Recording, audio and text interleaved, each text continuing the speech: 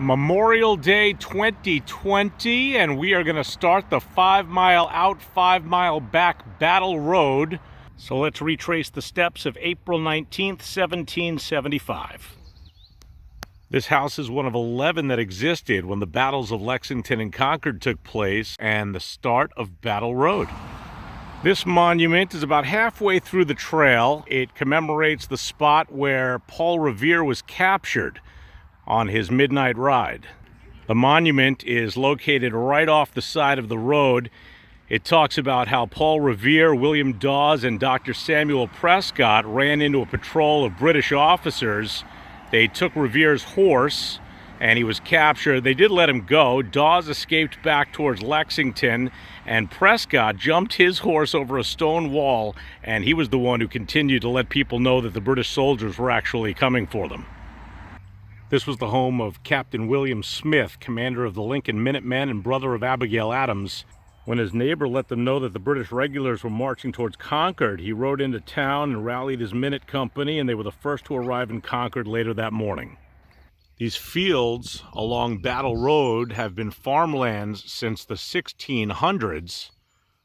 There's a lot of trees now, but these trees would not have been there back in the time of the Revolutionary War.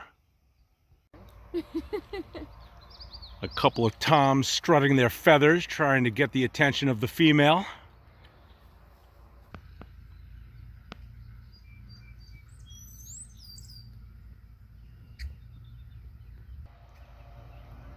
Go get her, Tommy. The sign says some of the most intense fighting that morning happened here, and they call it Bloody Angle. And again, it was all farmland, so these trees weren't here.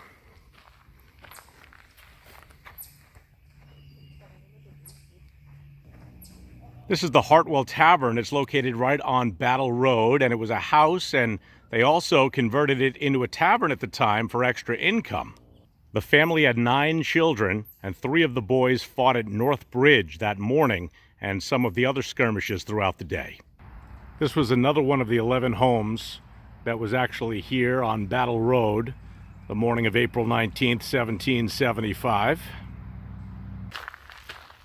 We're almost completed the 10-mile round trip, and having already been to the Lexington Green before, where the first shots were fired at 5 o'clock that morning,